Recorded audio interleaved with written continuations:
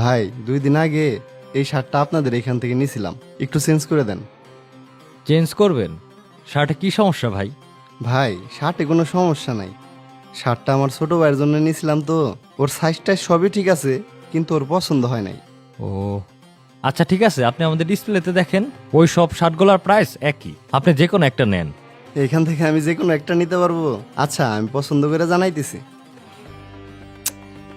আয় শোন, এদিকে আয়। ঠিক আছে ভাই, আসতেছি।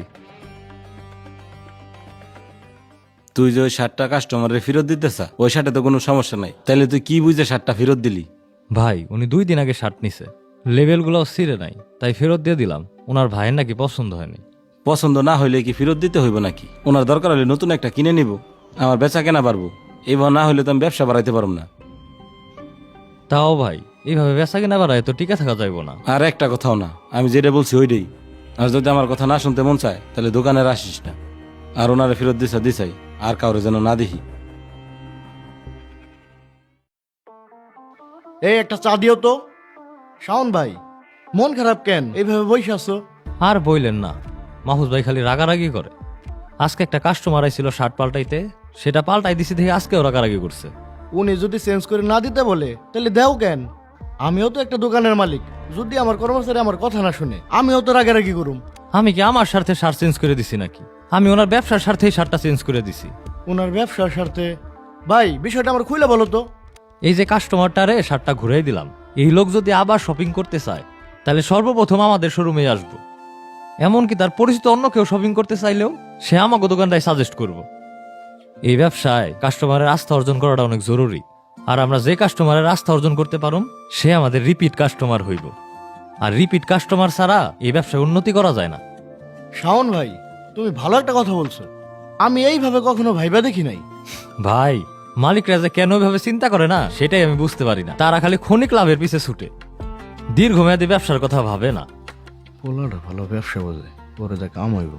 শাওন ভাই, তোমার যদি মাহফুজ ভাইয়ের শোরুমে থাকতে কষ্ট হয় তুমি আমার শোরুমে চলে আসো।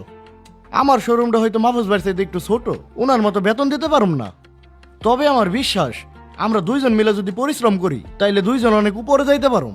ভাই আপনার সাথে কাজ করতে পারলে আমার অনেক ভাল লাগতো, কিন্তু আমার বিপদে মাহফুজ ভাই আমার কাজ দিছিল, আমি মাহফুজ ভাইয়ের সাথে বেইমানি করতে পারুম না ভাই। শাওন ভাই, তোমার নীতি অনেক ভালো, তোমার জন্য অনেক দোয়া রইল। ঠিক আছে ভাই, জায়গা মাহফুজ ভাই আবার রাগারাগি করবো। তোমার 4 বিল দেওয়া লাগবে না, আমি দেবো নে। আচ্ছা ভাই। শোরুমে এসো। হাসান, নতুন দোকানের কি অবস্থা রে? আমি তো ওই জায়গায় সময় দিতে পারতেছি না। ভাই ভালোই চলতেছে, আপনি যা বলছেন আমরা ওইভাবেই করতেছি। এখন থেকে তোদেরই দেখা লাগবো, আমি তো আর আগের মতো সময় দিতে পারুম না। আর আমি কিছুদিনের জন্য ঢাকার বাইরে যাইতেছি, এই দোকানটা তুই দেখিস। আচ্ছা ঠিক আছে ভাই। শালার দোকানে একটা কর্মচারীও নাই, হিসাবটাও মিলাইতে পারতেছি না। মাহফুজ ভাই, কি রাহেন ভাই, কই আসছিলেন এতদিন, কোনো খবর বার্তা নাই? ভাই গেছিলাম ঢাকার বাইরে ব্যবসায়িক কাজে, আজকে আসলাম। তো আপনি একা দোকানে, শাওন বাইরে তো দেখতেছি না। ও শাওন, ও তো চাকরি ছেড়ে চলে গেছে। চইলা গেল? ও তোর কাজের প্রতি অনেক সিরিয়াস আছিল, ওর কোনো সমস্যা হয়েছে নাকি ভাই? আরে কি সমস্যা হইব, কথায় আছে না সুখে থাকলে ভূতে কেলায়। এইখানে এসির ভিতরে কাম করতেছিল, চর্বি জমে গেছে, এখন দেখা যাবে রাস্তায় রাস্তায় ঘুরতেছে।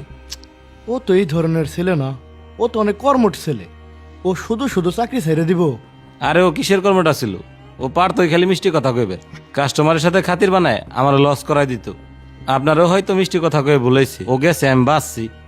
আচ্ছা যাই হোক ভাই, ওর নাম্বার বা ঠিকানা আছে না? আমার একটু প্রয়োজন ছিল ওরে। আরে না, ওর আগের যে নাম্বার আসলো ওইটা বন্ধ, আর ওর ঠিকানা মিকানা আমি জানি না। আর ওর ব্যাপারে আমার আর জিজ্ঞেন না, বসেন চাটা খায় তারপর যান।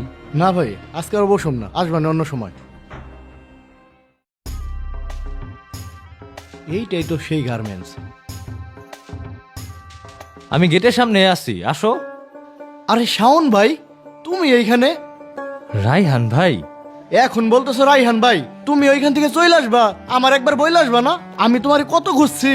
ভাই তাড়াহুড়োর মধ্যে পড়ে গেছিলাম, তাই আপনাকে বলে আসা হয়নি। যাই হোক, অনেক বছর পরে তোমার সাথে দেখা হয়ে ভাল লাগলো। তা তুমি এখানে কি করো? এই গার্মেন্টসে চাকরি নিছো? আমার কথা বাদ দেন ভাই, আপনি এখানে? আমি আসছিলাম আমার শোরুমের জন্য এই গার্মেন্টস থেকে কিছু প্রোডাক্ট নিতে। ও, এই গার্মেন্টসে তো মিনিমাম কোয়ান্টিটি 50,000 প্রোডাক্ট নিতে হয়। আচ্ছা ঠিক আছে, চলেন আমার সাথে, দেখি আপনার জন্য কি করা যায়। চলেন। রায়হান ভাই, এই যে স্যাম্পলগুলো দেখেন। স্যাম্পল দেখা লাগবে না, এই গার্মেন্টসটা এখন অনেক জনপ্রিয়। আমি কার সাথে কথা বলবো? ম্যানেজার কোথায়? ম্যানেজার লাগবে না ভাই, আপনি আমাকেই বলেন, কারণ আমি এই গার্মেন্টসের মালিক। তুমি মালিক? আলহামদুলিল্লাহ, তুমি অনেক দূর আগে গেছো, যদিও তুমি এটা ডিজার্ভ করো। হ্যাঁ ভাই, সবই আল্লাহর ইচ্ছা। যাই হোক ভাই, আমাদের গার্মেন্টস তো ছোট অর্ডার নেয় না, আর আমি যেহেতু মালিক, আপনার জন্য আমি 50-100 পিসও দিতে পারবো। আপনার কত পিস লাগবে বলেন। আমার তো কম লাগবে না, আমার লাগবে 1 লাখ পিস। 1 লাখ পিস নিয়ে আপনি কি করবেন? আপনার ওই ছোট শোরুমে তো এত পিস বিক্রি করতে পারবেন না। ওই শোরুমের জন্য না, তুমি হয়তো সোল ব্র্যান্ডের নাম শুনছো, ওই ব্র্যান্ডটা আমার। ওই যে 64 জেলায় আউটলেট আছে সোল ব্র্যান্ড, সেটা আপনার? ভাই, এই কয় বছর আপনি কেমনি কি করলেন? আমার এই সাকসেসের পিছনে সব ক্রেডিট তোমার। ওই যে, তোমার কি মনে আছে তুমি আমার একটা মন্ত্র দিছিলা? ওই মন্ত্রের ধরেই আজকে আমি সাকসেস। মন্ত্র? বুঝতেছি না ভাই, আপনি কোন মন্ত্রের কথা বলতেছেন? তুমি বলছিলা ক্ষণিকের লাভের আশা বাদ দিয়ে দীর্ঘমেয়াদী ব্যবসায় ফোকাস দিতে।